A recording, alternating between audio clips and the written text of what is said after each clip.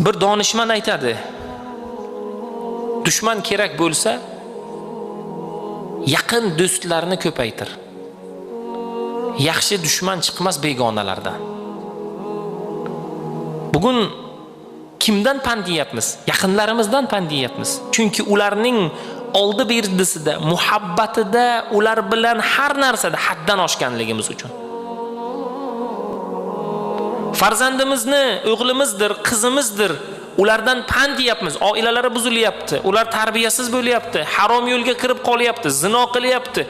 Aytganimizga quloq solmayapti, kelajakda kerakli odam bo'lmayapti. Nega?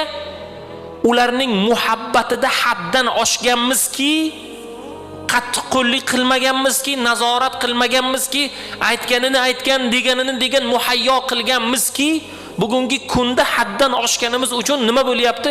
Ulardan pand yeb qolyapmiz bugun.